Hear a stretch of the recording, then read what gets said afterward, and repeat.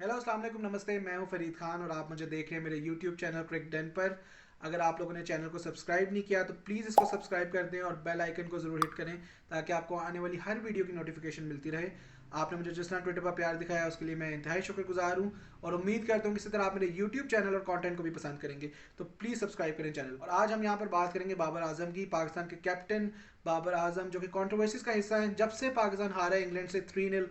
जो test series थी home पर हुई, उसके बाद पाकिस्तान न्यूजीलैंड से भी सीरीज जो थी वो जीत ना सका। 0-0 ड्रॉ रही टेस्ट सीरीज और पाकिस्तान ओडीआई सीरीज अनफॉर्चुनेटली 2-1 से हार गया।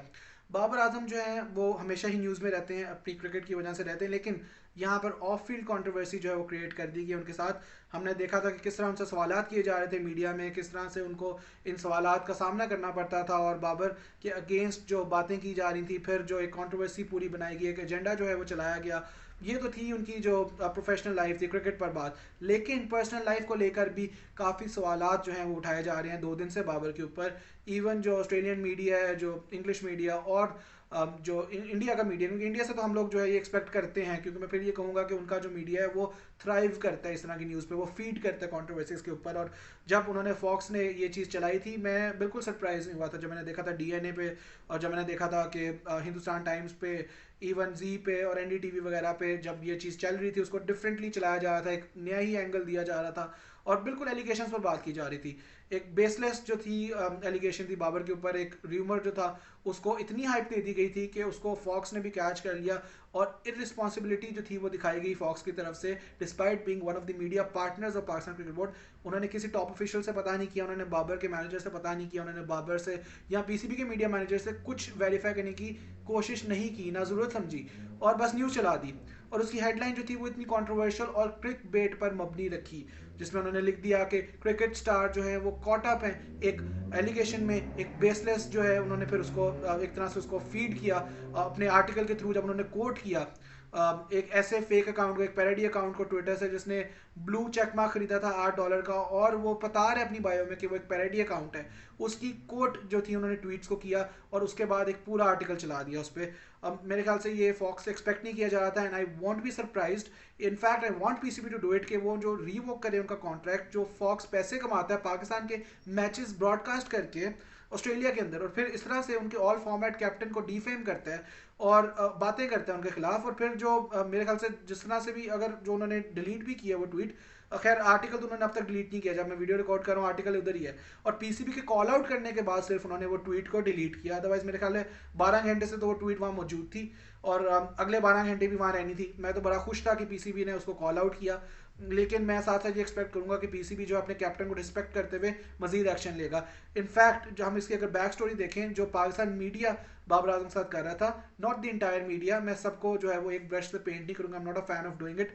लेकिन जिस तरह उनके साथ प्रेस कॉन्फ्रेंसिस में हो रहा था कराची में, इवन जब ओडीआई सीरीज चलनी थी टेस्ट मैचेस के बाद, उसमें एक जर्नलिस्ट जो है वो टेस्ट मैचेस के सवाल कर रहे थे क्योंकि उनकी बारी नहीं शायद आई थी। यहाँ पर जर्नलिस्ट जो है वो जागीर समझते हैं अपनी सवाल पूछना प्लेयर से, वो प्रिविलेज नहीं समझते, वो समझते हैं कि शायद अगर 40 जर्नलिस्ट बैठे हुए हैं तो 50 मिनट की प्रेस कॉन्फ्रेंस होनी चाहिए और 40 के 40 जर्नलिस्ट जो है वो सवाल पूछेंगे। 8-10 मिनट की प्रेस कॉन्फ्रेंस में 10 जो है जर्नलिस्ट मुश्किल से सवाल करते हैं, लेकिन हर जर्नलिस्ट जो है वो समझता है शायद उसका राइट है, ऊपर से उतरी है ये चीज़ कि यार उसका सवाल जो होगा वो होगा ही होगा। और मीडिया मैनेजर और प्लेयर जब डिलिबरेटली अवॉइड करता है किसी एक जर्नलिस्ट को, उसका मतलब यही होता है कि आप इरेशनल और बेतुके सवाल कर रहे हैं, कंप्लीटली इरेशनल, बिकॉज उसकी कोई तुक नहीं है। जिस तरह बाबर से कहा जा रहा था कि आपकी कप्तानी जाने वाली है और शायद शादाब खान की कप्तानी चली जाए और शायद अफरीदी अब आ गए हैं और नजम सेठी साहब आ गए हैं और अब वो जो है नया वाइस कप्तान ले आएंगे और आपकी मोनोपली खत्म, आपकी दोस्ती यारी खत्म, इस तरह की बातें कौन कप्तान सुनता है? आप ये बात ऑस्ट्रेलिया के कप्तान या इंडिया के कप्तान को करके दिखाएं,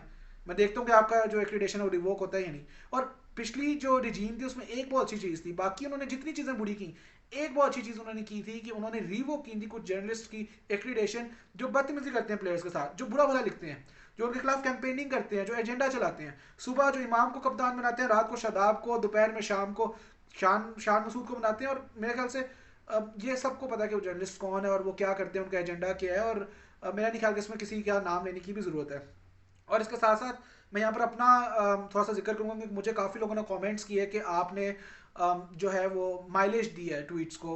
मतलब ट्वीट्स करके इस बात को आपने जो है बढ़ाया है। जबकि मैं आपको ये बता दूं कि जब मैंने सबसे पहले ट्वीट की थी उससे 3 घंटे पहले मेरे कमेंट्स में, मेरे डीएम्स में बाबर की ये वीडियोस और जो जितनी भी ये पिक्चर्स हैं वो ऑलरेडी चल रही थी, लोग ट्वीट कर रहे थे। और मैंने एक भी ट्वीट जो थी उनमें कोई पिक्चर शामिल नहीं की, उसमें कोई वीडियो नहीं डाली, कोई ऑडियो क्लिप नहीं डाला। ठीक है, इसलिए नहीं डाला ताकि, क्योंकि मैं उनको ट्वीट वर्दी समझता ही नहीं हूँ। मेरे ख्याल से वो जो चीज़ें जो लोग चला रहे थे, पहली बात है कि एक फेक अकाउंट बनना इंस्टाग्राम पे, दिस इज़ वेरी नॉर्मल। और उस फेक अकाउंट का एक ही दिन में 6-7 जो है वो पोस्ट लगा देना, पहले खैर उसका कोई जो है वो वजूद नहीं है, नॉन एग्जिस्टेंट अकाउंट है, फिर वो किसी प्लेयर के बारे में कुछ भी लगा देता है और उसको जो है लोग वो ट्विटर पर ले आते हैं और ट्विटर पर एक स्कैंडल बना देते हैं। बाबर के साथ ये मार्च 2021 में भी हुआ था, आपको पता है, लाहौर हाई कोर्ट तक केस उनका गया था। और मैं यही कहूंगा कि बाबर क्योंकि सॉफ्ट टारगेट है, जिस तरह भी क्रिटिसिज्म हो रहा है उसके साथ, I was expecting a joint statement from Babar Azam and PCB,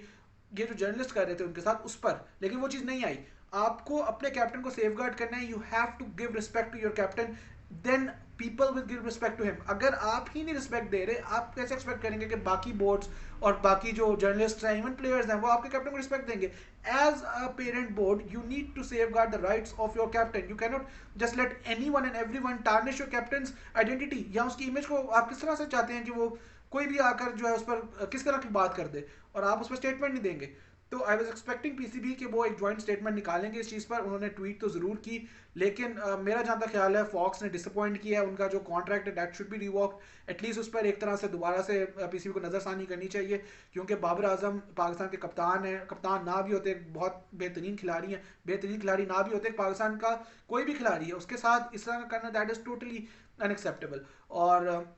जहाँ तक मेरी बात है, मुझे जो लोग कह रहे हैं, मैं फिर से ही बात कहूँगा, मैंने ट्विटर पर भी टीज़र में अपनी ये बात ज़रूर कही थी कि कुछ ऐसे जर्नलिस्ट, कुछ ऐसे लोग भी हैं जो मुझे टारगेट कर रहे हैं, मुझे कह रहे हैं कि आपने ट्वीट्स की तो हमें पता चला, तो अपनी फॉलोइंग अपडेट करें। Please follow better people, please follow more people so that you do not have to see my tweets all of the time. आपको अपनी टाइमलाइन पर सिर्फ मैं नजर ना हो, तो you have to update your timeline. और आप जो है मुझे जो कह रहे हैं, यू हैव टू लुक, पहले आपके साथ क्या हुआ है, पीसीबी ने आपके खिलाफ प्रेस रिलीज डाली हुई है क्योंकि आपने फॉल्स रिपोर्टिंग की।